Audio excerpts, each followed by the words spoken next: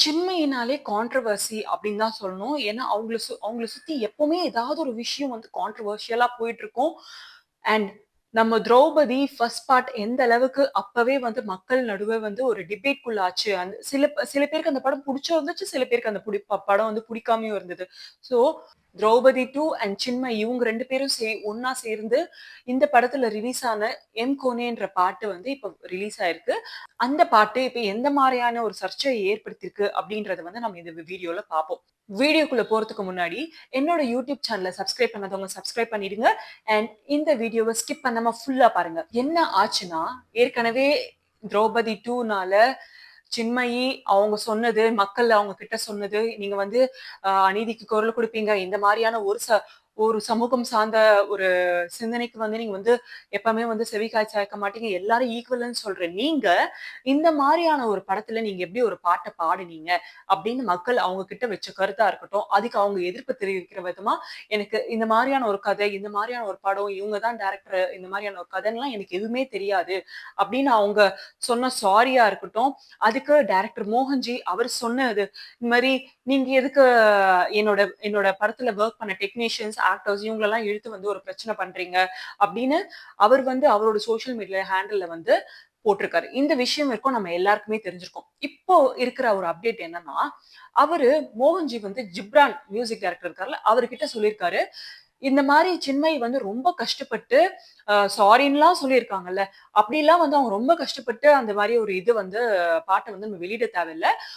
அவங்களுக்கு பிடிக்கலன்னா வேணும்னா வந்து நம்ம ஏன் அவங்க வாய்ஸ் எடுத்துட்டு வேற ஒரு ஆர்டிஸ்ட் வச்சு அந்த பாட்ட வந்து ஏன் பாட வைக்கக்கூடாது அப்படின்னு சொல்லியிருக்காரு. இதுக்கு ஜிப்ரான் சொல்லியிருக்கிறது என்னன்னா, "இல்ல வேண்டாம். அவங்க வாய்ஸ்லயே இருக்கட்டும். அதெல்லாம் நம்ம ஒண்ணும் எடுக்க தேவையில்ல." அப்படின்னு சொல்லியிருக்காரு. இந்த மாரியான கருத்துக்கள் வரும்போது, அது வந்து மக்களிடையே வந்து ஒரு பேசும் பொருளா இருக்கு. அண்ட் டைரக்டர் பேரரசு சின்மயிக்கு வந்து இந்த மாரி ஒரு கஷ்டம் இருக்கு. அவங்க வந்து சாரிலாம் சொல்லி வந்து அ அந்த படத்த ஏதோ வந்து ஒரு லெட் டவுன் பண்ற மாதிரிலாம் அவங்க பேசுறாங்க. அவங்க சாரி கேட்கிற அளவுக்கு அந்த படம் வந்து அந்த மாரியான ஒரு படமும் கிடையாது. எதுக்கு அவங்க சாரி கேட்டாங்கன்னு தெரியல. அண்ட் அது அவங்களோட தனிப்பட்ட கருத்து. இருந்தாலும் அவங்களுக்கு இந்த படத்துல வந்து அவங்க பாடுன பாட்டு அவங்களுக்கு புடிக்கல, இல்ல எடுக்கணும் அப்டின்னா, அந்த பாட்டு பாடுனதுக்கு அவங்க ஒரு காசு வந்து வாங்கியிருப்பாங்கல்ல, ஒரு சேலரி வந்து ஒண்ணு வாங்கியிருப்பாங்கல்ல. அத நீங்க திருப்பி குடுத்துட்டு, வேணா உங்க ஐ மீன் உங்க வாய்ஸ் அதுல இருக்க வேணாம்னு சொல்லிட்டு அந்த வோக்கல்ஸ வேணா எடுத்துறலாம். அப்டின்ற மாதிரி வந்து சொல்லியிருக்காங்க. இது வந்து டைரக்டர் பேரரசோட கருத்து. இந்த மாதிரி நெறைய பேர் வந்து டைரக்டர் மோகன்ஜிக்கும், திரௌபதி 2க்கும் வந்து சப்போர்ட் பண்ணி பேசுறத நம்மளால பார்க்க முடியுது. அண்ட் மோகன்ஜி அவர் என்ன சொல்றாருன்னா, சின்மயி ஏன் இந்த மாரியான ஒரு கருத்த எடுத்து வச்சாங்க? அவங்க சாரி கேட்கறதுக்கு இங்க எதுவுமே கிடையாதே! ஒரு படம் வந்து இப்ப ரிலீஸ் ஆக போற சமயத்துல வந்து இவங்க இந்த மாரியான ஒரு சர்ச்சைய ஏற்படுத்தி ஒரு சாரிலாம் கேட்டாங்கன்னா, இது எந்த மாரியான ஒரு தாக்கத்த குடுக்கும் படம் ரிலீஸ் ஆகும்போது? இது வந்து எதுனா ரிலீஸ் ஆவறதுக்கோ, இல்ல படம் வந்து வெளியிடும்போது, அத நெறைய பேர் பார்க்க வர்றதுக்கும் வந்து ஒரு தடைக்கோலா இருக்குன்ற மாதிரி அவர் வந்து நெனைக்கிறாரு. நான் இங்க வந்து நான் என்ன சொல்றேன்னா, ஒரு படம் எடுக்குறாங்கன்னா, ஃபர்ஸ்ட் எல்லாருக்கும் படம் எடுக்கிற வாய்ப்புன்றது வந்து கிடைக்காது. ஒரு சில பேருக்கு தான் அந்த வாய்ப்பு கிடைக்கும். எத்தனையோ பேரு நம்மளால கேள்விப்பட முடியுது. கதைகள் வச்சுட்டு, அதுக்கான ஒரு புரொடியூசரோ, இல்ல ஒரு ஆக்டரோ அதெல்லாம் கிடைக்காம நெறைய பேர் வந்து இன்னும் கதைய வச்சுட்டு, என்னைக்காவது ஒரு நாள் நம்ம டைரக்டர் ஆயிடுவோன்ற ஒரு ஆசையில வந்து நெறைய பேர் காத்துட்டு இருக்காங்க. சோ அந்த மாரி இருக்கிற பட்சத்துல, இவர் வந்து இவ்ளோ தூரம் ஒரு படம் எடுத்து சமுதாயத்துக்கு வந்து ஒரு கருத்து சொல்ல வராரு அப்டின்னா, அப்போ ஒரு படம் ரிலீஸ் ஆவறதுக்கு முன்னாடியே, ஒரு படத்த வந்து இந்த மாரி தான் இருக்கும் அப்டின்னு சொல்லிட்டு, நம்ம வந்து ஒரு படத்த வந்து விமர்சனம் பண்றோம் அப்டின்னா, அது வந்து ஒரு வணிக ரீதியா ஒரு புரொடியூசருக்கும் வந்து அது கஷ்டமா இருக்கும். அதுல நடிச்ச ஆக்டர்ஸும் சரி, ஒரு டைரக்டர் அ ஒரு புரொடியூசர் வந்து ஒரு டைரக்டர நம்பி ஒரு படத்துக்கு வந்து காசு போட்டிருப்பாரு. அவருக்கும் வந்து அது கஷ்டமா இருக்கும். ஒரு படம் ரிலீஸ் ஆவறதுக்கு முன்னாடியே ஒரு படத்த பத்தி இப்படி விமர்சனம் வைக்கிறது ஃபர்ஸ்ட் தப்பு. அண்ட் அவர் ரொம்ப ஆசைப்பட்டு சின்மயி தான் இதுல வந்து ஒரு பாட்ட பாடணும் அப்படின்னு சொல்லி அவரு தான் வந்து ஜிப்ரான் கிட்டயே ரிக்வெஸ்ட் பண்ணி சின்மயி ஒரு பாட்டு பாட வைங்க அப்படின்னு சொல்லியிருக்காரு. அப்ப அவருக்கு எந்த அளவுக்கு வந்து அவங்க வாய்ஸ புடிச்சிருந்தா இந்த படத்துல ஒரு பாட்ட பாட சொல்லியிருப்பாரு. நான் இந்த இடத்துல வந்து சின்மயியும் தப்பு சொல்லல. ஒருவேள மக்கள் எடுத்து வச்ச கருத்துனால அவங்களுக்கு ஏதோ ஒரு மக்களுக்கு புடிக்கலையோ, இல்ல யாரோட தாக்கத்தினால வந்து இந்த மாரியான ஒரு போஸ்ட்ட போட்டாங்களோ அப்டின்றது வந்து தெரியல. ஆனா எதுவா இருந்தாலுமே வந்து, அவங்க வந்து டைரக்ட்டா அந்த டைரக்டர் கிட்டயோ, இல்ல ஜிப்ரான் கிட்டயோ அ இத பத்தி வந்து பேசியிருக்கலாம். பேசி இத சார்ட் அவுட் பண்ணியிருக்கலாம். இத வந்து ஒரு பப்ளிக் ஃபோரம்ல வந்து சாரி கேட்கிற அளவுக்கு எதுவுமே இல்ல. ஏன்னா நம்மளுக்கு தெரியும். சின்மயி வந்து அவங்களும் சின்ன வயசுல இருந்து ரொம்ப கஷ்டப்பட்டு அண்ட் அவங்களுக்கு இருக்கிற டேலண்ட்க்கு அவங்க ரொம்ப வருஷமா வந்து பாட்டு பாடிட்டு இருக்காங்க. நடுவுல ரெட் கார்டு இந்த மாதிரியான ஒரு சர்ச்சைக்குள்ள ஆக்கி அவங்க ரொம்ப நாளா பாடாமயும் இருந்தாங்க.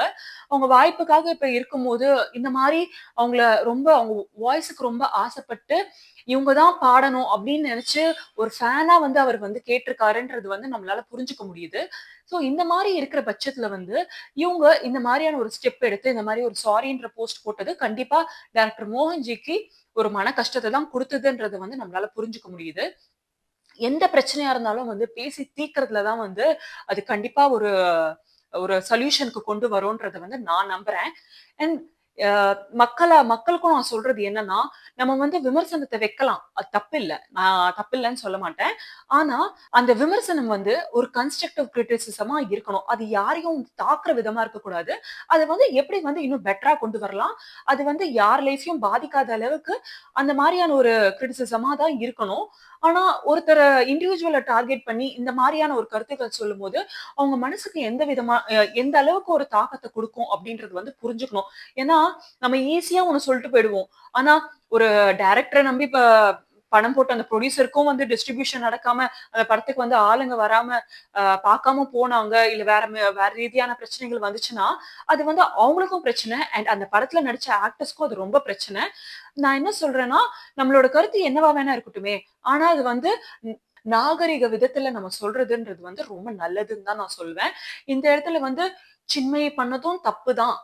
அவங்க வந்து அ இந்த மாரியான ஒரு போஸ்ட் போட்டிருக்க வேண்டாம். இத வந்து அவங்க எடுத்துட்டாங்க அப்டின்னா ரொம்ப நல்லது அப்டின்னு மோகன்ஜி வந்து சொல்றாரு. சோ இது வந்து சின்மயி எந்த அளவுக்கு வந்து அப்ரோச் பண்ணி அவங்க அந்த போஸ்ட்ட எடுப்பாங்களா?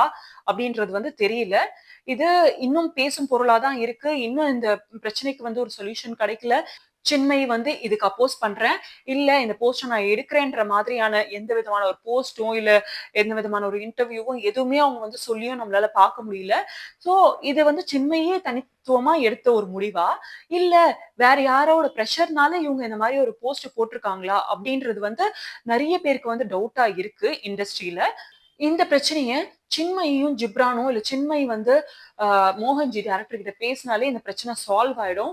இந்த விஷயத்த பத்தி தெரியாத உங்க ஃப்ரெண்ட்ஸ் அண்ட் ஃபேமிலிக்கு இந்த வீடியோவ லைக் பண்ணிட்டு ஷேர் பண்ணி விடுங்க. அண்ட் இந்த மாரியான கன்டென்ட் வேற ஏதாவது நான் பேசணும்னு நீங்க நெனச்சீங்கன்னா, நீங்க கமெண்ட் செக்ஷன்ல சொல்லலாம்.